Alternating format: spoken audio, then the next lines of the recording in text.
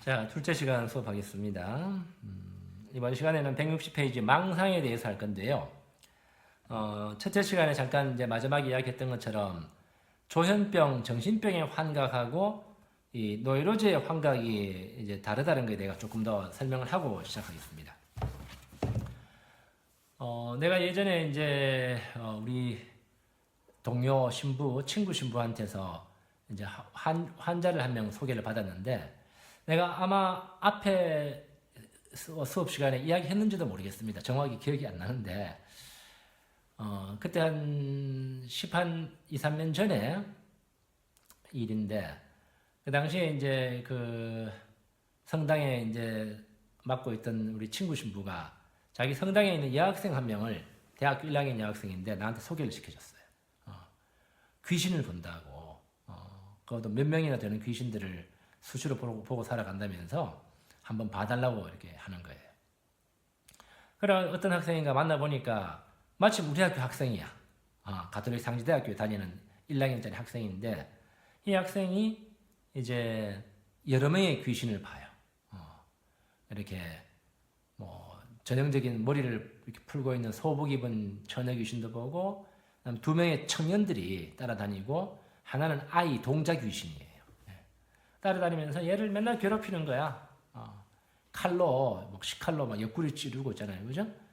또 학교에서 이제 고등학교 때 책상에 이렇게 엎드려 있으면 밑에서 손이 막 올라와가지고 목을 막 조우는 거예요. 이 학생은 실제적인 고통을 느끼는 거예요. 남들은 느끼지 못하는, 막 피가 나고 그러진 않지만 복통을 느끼고 숨이 막히고 막 느끼는 거예요.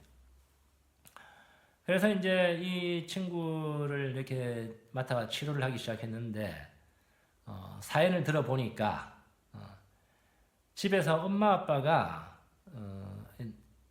있고 이제 얘는 남매예요. 친오빠가 하나 있고 이제 동생인데 오빠가 맞이로서 엄마 아빠한테 정서적인 학대를 많이 받았어요. 그 스트레스 받은 거를 오빠는 풀 데가 없으니까 이 여동생을 이제 괴롭힌 거예요. 때리고 막 욕하고 있잖아요, 그죠? 이런 식으로 폭력적으로 막 해놓으니까 이 여학생은 그 가족의 온갖 엄마 아빠의 문제, 오빠의 문제까지 다 자기 안에 이렇게 확 받아가지고 억압해 있는데 정작 본인은 풀 데가 없는 거야. 그래서 그러한 마음 속에 깊게 억압되어 있는 이렇게 심리적인 에너지들이 이제 더 이상 참지 못하니까 바깥에 나타나가지고 얘를 이제 괴롭혀 오기 시작하는 거예요. 근데 괴롭혀 오는 게 정말 괴롭히는 것이 아니고 사실은 알려오는 거죠. 우리 노이로즈 할 때 배웠잖아요. 너 안에 이렇게 힘든 문제가 있어라고 계속해서 들여다봐야 돼라고 졸라오는 거죠. 그래서 이 학생하고 한 6개월 가까이 이제 그 내면의 억압된 문제들을 풀어나가는 작업들을 쭉 하면서 차츰차츰 이제 이 귀신들이 나타나는 횟수도 줄어들고 또 이렇게 좀 약간 흐릿하게 보이기 시작하고 나중에는 결국 안 보이기 시작했어요. 치료가 된 거죠. 그리고는 이제 나중에는 이 친구가 이제 전과를 해가지고 서울에 가서 이제 IT 계통에 취직도 잘 됐고 결혼도 잘 했습니다. 그래서 그 엄마가 너무너무 고마워하면서 매년 이제 상주 사람인데 상주의 유명한 그 꽃감을 매번 뭐 추석이나 설에 나한테 꼬박꼬박 아직까지도 보내오고 있어요. 그렇게 감사하게 여기는 거죠, 이분한테는. 그런 것은 정신병의 환각이 아니고요, 그 노이로제의 환각입니다. 왜냐하면 그 친구가 이제 이 귀신들한테 시달리기는 했지만 완전히 귀신에 사로잡혀가지고 이제 정신을 잃어버릴 정도로 이렇게 상태는 아니었거든요. 단지 이제 힘들고 고통스럽다 이거지. 그런 것들은 이제 노이로제의 환각 증상이에요. 그 차이가 있죠, 그죠? 160페이지 이제 망상에 대해서 보겠습니다.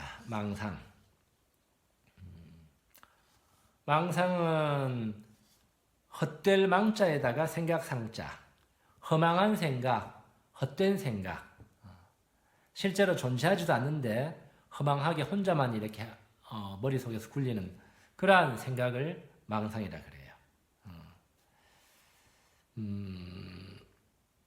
여기 보면 이제 예를 들어 놓은 거는 어두운 골목길을 들어서려는데 웬 검은 그림자가 보여 깜짝 놀란다. 나를 기다리고 있다고 직감한다. 얼른 피해서 큰 길로 나선다. 그 사나이가 뒤쫓아온다. 수사기관원이라고 생각한다. 큰 길을 건너가는데 자동차의 경적이 울리는 것이 이상하다. 서로 신호하는 것 같다. 넓은 광장에 사람들이 드문드문 서 있다. 아는 사람이 있는 듯해서 반가워서 다가가니 손을 내민다.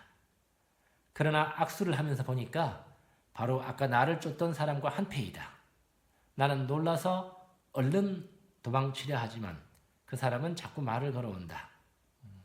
이건 이제 꿈의 내용을 환자가 이제 말한 꿈의 내용을 이렇게 이야기한 건데요.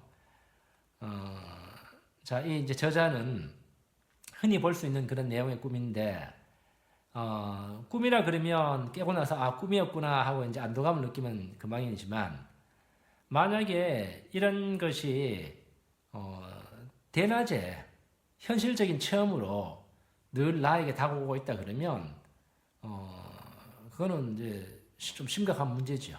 예. 이런 건 이제 피해 망상, 이제 추적 망상, 뭐 관계 망상 이렇게 이제 이야기하는데, 이제 이 망상도요. 앞에 이제 이 환각 작용도 조현병, 정신병 환각하고 노이로제 환각이 다르다고 이야기했듯이 망상도 마찬가지입니다. 망상도 좀 가벼운 단계에서 노이로제에서 망상도 있고 정신병에서 망상도 있어요. 예. 자, 이제 내가 전에 이제 시간에 나한테 대한 그 짝사랑에 빠진 할머니가 질투를 해가지고 이렇게 애정망상에 빠졌다는 이야기 기억나죠, 그죠? 그런 경우에는 그 할머니 망상은 일종의 이제 신경증적인 망상이에요. 그래도 이제 뭐 완전히 이상하고 완전히 기괴한 스토리는 아니니까 그럴싸한 있을 만한 그런 것이 이제 신경증적인 망상이에요. 반면에 이 정신병적인 망상은 좀 더 기괴하고 전혀 비현실적이고 아주 판타스틱한 그런 환상에 더 가깝습니다. 예를 들면 외계인이 나를 납치해가지고 내 뇌 속에다가 감시장치를 이렇게 심어놨다. 이렇게 뭐 아주 기괴하고 전혀 비현실적인 이런 거는 정신병적인 망상이에요. 그러나 이제 뭐 누군가 나를 미행하고 있다. 누군가 나를 짝사랑하고 있다. 이런 의심, 뭐 이런 생각 정도는 이제 신경증적인 망상이죠. 예.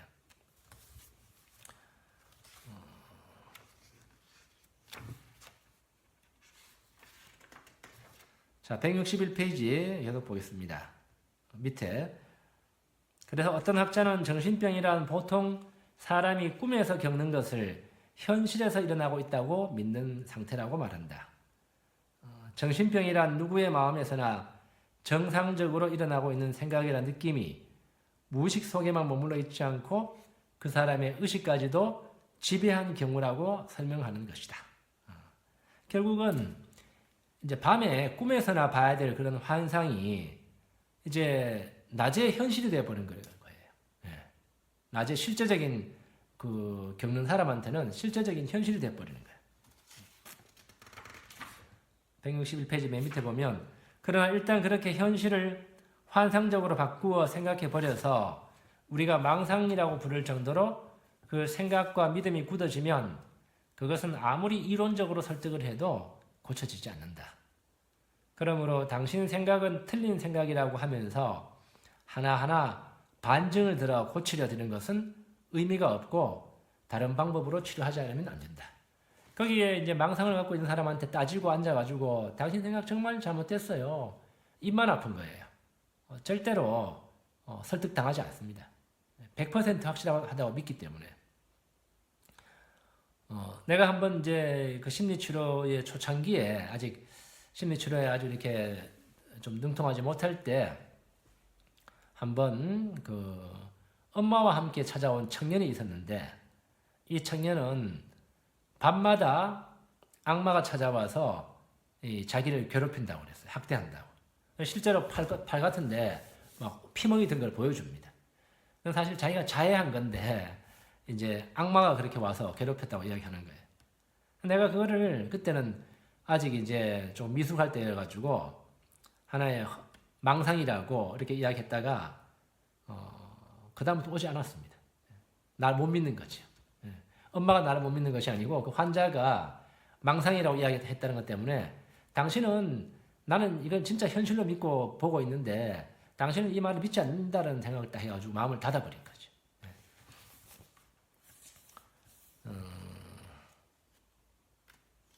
그 다음에 이제 망상에 여러 가지 종류가 있다. 중간쯤 보세요. 162페이지. 돈은 많은데도 돈이 한 푼도 없다고 믿는 빈곤망상. 죄도 짓지 않았는데 중죄인이 죽어 마땅하다고 생각하는 죄악망상. 어떤 남자가 나를 사랑하고 있다고 믿는 애정망상. 또는 배우자의 정조를 의심하는 부정망상. 누가 내 생각을 알아내어서 그것을 신문 방송에 발표한다고 믿는 사고광보.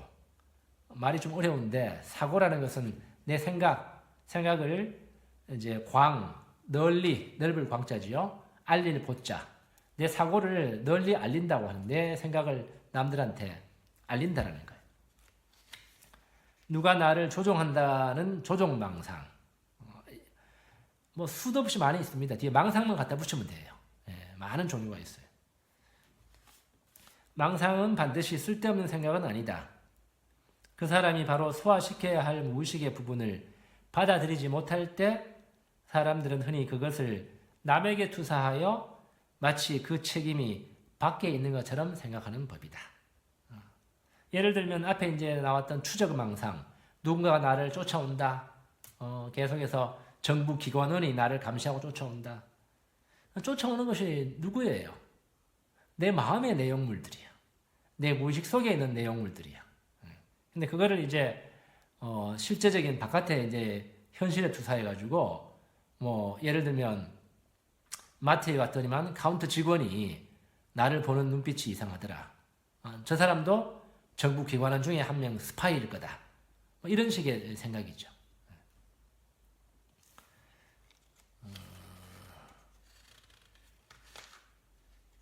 근대 역사에서는 전염병이나 천재지변으로 죽은 사람의 수보다 히틀러와 같은 한 사람이 망상에 사로잡힘으로써 무고하게 죽은 사람의 수가 훨씬 더 많다고 이야기한다. 망상의 위험성을 무시할 수 없으며 특히 정치가의 정신위생이 얼마나 중요한가를 생각하지 않을 수 없다. 이번에 이제 우리가 코로나19를 겪으면서 이 한 나라의 정치 지도자의 역할이 얼마나 중요한지를 새삼 깨닫게 되죠.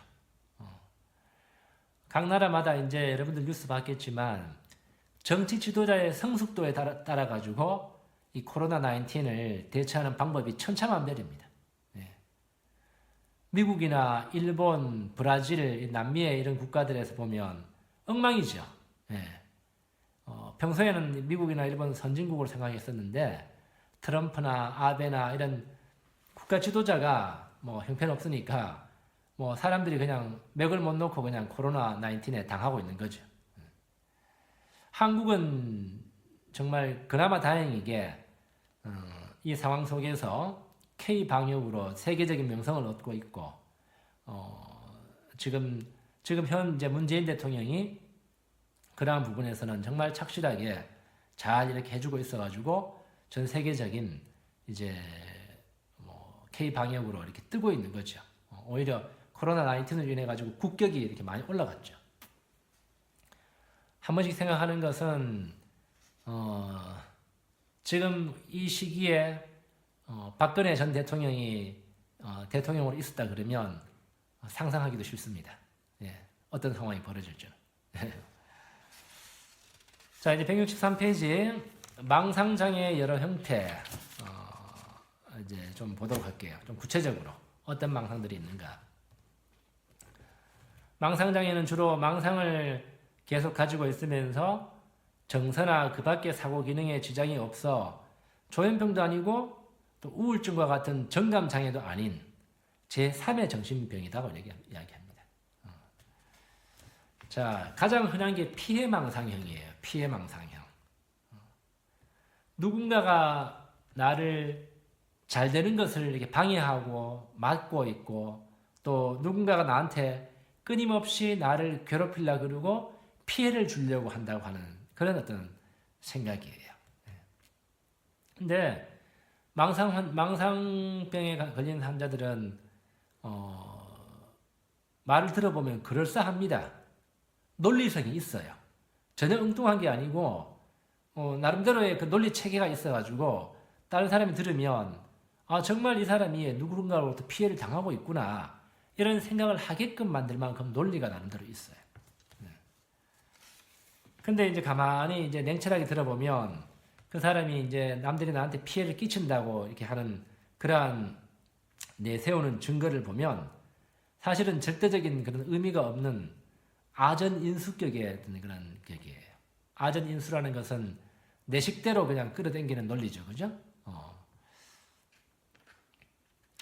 자, 이런 것이 이제 피해망상입니다. 이런 사람들은 곧잘 아무나 고소한다. 그것만이 살 길이라고 생각하기 때문이다. 이렇게 나오고요. 그다음 신체형 이제 망상은 자기 신체에 대해서 잘못된 생각을 허망한 생각을 갖고 있는 거예요. 성형수술한 뒤에 내 코가 잘못됐다. 광대뼈가 나왔다. 아니면 내 몸에서 어떤 냄새가 난다. 이런 것들.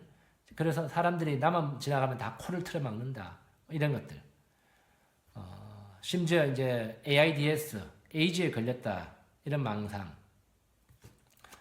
이런 것들이 신체형 망상입니다. 신체적으로 내한테 뭔가 잘못되어 있다고 이렇게 생각하는 거예요. 그 다음 질투형, 의처증, 의부증이에요. 의처증, 의부증. 이거는 지금 20대 초반에 있는 우리 학생들은 엄마 아빠를 통해서 이제 보는 경우도 있을 수 있겠지만, 이제 야간반 듣는 분들은 아마 어느 정도는 좀 느껴봤든지 체험해봤을 그런 내용일 수도 있습니다. 이 질투형 망상은 남자에게 더 많습니다. 실제로 바람피울 일이 있거나 오해받을 만한 일이 있어 배우자의 정조를 의심하기 시작하는 경우도 있지만 이제 그런 것 없이 이제 생기는 거죠.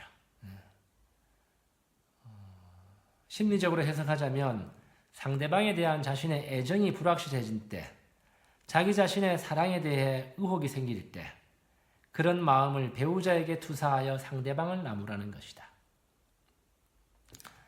한 가지는요, 이 남자들한테는 이 엄마로부터 분리되는 것에 대한 불안이 어릴 때부터 있습니다. 엄마로부터 떨어지는 불안.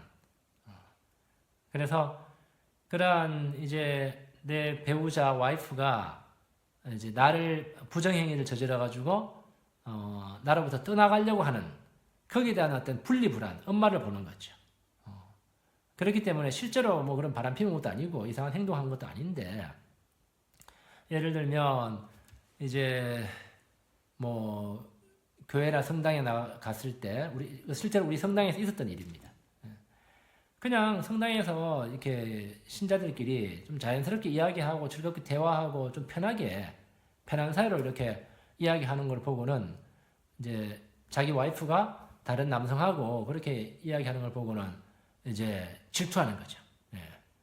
질투하는데 남들 보기에는 아무런 문제 없고 정상적인 그냥 사회 이렇게 소셜 릴레이션십인데 남편은 거기에 대해서 이제 이 여자가 나를 떠나갈지도 모른다. 그런 자기 안에 있는 어떤 어린 시절의 분리불안을 투사해가지고 이제 보는 거죠. 이제 게다가 이제 자기 자신 안에 사실 애정이 식은 건 자기 자신이에요. 애정이 식었고 배우자에게 이렇게 사랑에 대한 어떤 그런 그런 게 결여되어 있는데 그거를 이제 와이프한테 덮어 씌워가지고 이제 당신이 나한테 대한 애정이 식었고 이제 저 남자하고 이제 놀아나는구나 이렇게 의심하는 거예요. 이게요 그냥 말이 이렇게 쉽지 이 의처증, 의부증은요 굉장히 무섭습니다. 살인 사건이 일어날 수 있을 정도로 남자의 질투는요, 굉장히 폭발적이에요. 무서워요. 근데 여기에 대해서는 이제 그게 아니다라고 설명하는 거 아무 소용없습니다. 100% 확신하기 때문에 아무 소용없어요. 차라리 그냥 그 환자의 그런 행동 때문에 가족들과 주위의 다른 사람들이 힘들어한다. 그런 파급 효과를 오히려 조금 설명해 주는 게 좀 도움이 될 수 있을지 몰라도 그거 당신의 질투 그거 전혀 근거 없는 거야. 그건 아무런 도움이 안 됩니다. 일단은 그런 게 일단 그런 망상이 생기면 병원에 가서 심리 치료를 받아야 돼요. 그 다음에는 그리고 이제 그 만약에 자기 질투심이 정도가 좀 지나쳤다. 내가 질투가 맞아. 그렇게 생각한다 그러면 그건 망상이 아닙니다. 망상장애가 아니고 병식이 있기 때문에 망상장애가 아닙니다. 그럴 경우에는 이제 시간이 지나면 정상으로 돌아오죠. 근데 내가 그런 것이 질투를 하고 있다라고 이제 느끼지 못하면 망상장애죠. 그 다음에 이제 과대망상형입니다. 과대망상형. 요즘은 별로 이렇게 안 보이지만 우리가 어린 시절만 보더라도 동네에 좀 정신적으로 이상한 사람들이 이제 좀 돌아다니곤 했습니다. 길거리에. 그때는 그런 수용시설이 없기 때문에 우리 동네에도 이렇게 보면 도사라고 하는 한 40대 중반 정도 남자가 있었는데 이제 자기가 이렇게 세상의 모든 이치를 안다고 하면서 이제 도사 이렇게 뭐 그런 사람이 있었는데 지금 생각해 보면 이제 과대망상증적인 어떤 정신병이었어요. 그래서 내가 하늘의 소명을 받아가지고 이 세상에 이제 태어났고 중생을 구제하러 나왔는데 세상 사람들이 나를 몰라본다. 뭐 이렇게 생각하는 거죠. 과대망상. 자기를 이렇게 훨씬 크게 생각하는 거예요. 그 외에도 뭐 내가 유명한 정치 권력, 뭐 대통령이나 정보기관하고 줄을 대고 있고 대단한 사람이다. 이제 이런 망상을 갖고 있는 거예요. 이런 사람은 어린 시절에 굉장히 약하고 초라하고 불안한 자기 자신을 이렇게 경험했던 그런 트라우마가 있습니다. 자존감이 굉장히 낮아요. 그렇기 때문에 그러한 어떤 이제 부분들이 트라우마가 이제 과잉 포장되는 형태로 나는 대단한 사람이야 라고 스스로를 보호하기 위해 가지고 그런 망상에 사로잡혀 있는 거죠. 그다음에 166페이지 색정광형 이제 망상이 있습니다. 어떤 유명한 연예인이라든지 배우라든지 직장 상사가 나를 이렇게 무척 사랑하고 있다고 하는 그런 망상에 사로잡혀가지고 편지하고 전화하고 찾아가고 이제 선물을 하는 등 귀찮게 구는 경우 이런 이제 경우라 그럽니다. 팬들이 좋아해가 따라다니는 이렇게 성화를 부리는 것과는 다릅니다. 왜냐하면 이거는 뭐 팬들이 좋아하는 거는 이제 망상이 아니고 일시적인 유행 심리죠. 그러나 상대방이 자기를 사랑하지도 않는데 사랑한다고 있다고 굳게 믿고 일일이 따라다니면서 간섭하고 또 그 사람의 진짜 애인한테 질투하거나 폭행하고 해친다든지 이런 행동, 비합리적인 행동을 하는 경우 색정광형 이제 망상이에요. 그 외에도 빙의망상이라는 것도 있어요. 귀신, 악령, 동물이 자기의 어떤 몸속에 들어와가지고 지배한다고 믿는 것. 이런 빙의망상도 있습니다. 166페이지 보면 망상장애는 단지 성격상의 문제가 아니고 치료해야 할 병이다. 이렇게 이야기합니다. 그리고 이 체계적인 망상의 뿌리를 약만으로 완전히 없앨 수 있는 경우는 드물다. 정신치료는 당장 망상을 없애는 것을 목표로 하기보다 세상과 대인 관계를 보는 환자의 시각을 교정하고 자존심을 유지하면서 보람있게 사는 일이 무엇인가를 모색하는 것이다. 심리치료의 중요성을 다시 한번 이야기하고 있죠. 자, 망상장애 환자의 가족 또는 망상의 대상이 된 사람들이 주의해야 할 일이 하나 있다. 환자가 오해할 만한 말투나 몸짓, 꼬투리를 잡힐 만한 구실을 주지 말라는 것이다.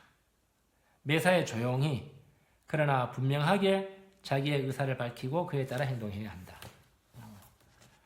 예를 들면 뭐 의처증이 있는 그런 남편한테 그 의처증이 더 도질 만큼 행동을 꼬투리 안 주는 게 중요하다는 거죠. 물론 어떤 걸 하더라도 꼬투리를 잡는 사람한테 완벽하게 대처하는 건 너무 피곤하고 힘든 일이긴 하지만 그래도 전반적으로 그러한 꼬투리 안 주도록 노력하는 것이 중요하다는 겁니다. 세 번째 시간에는 이제 정신병에 대한 치료에 대해서 또 보도록 하겠습니다.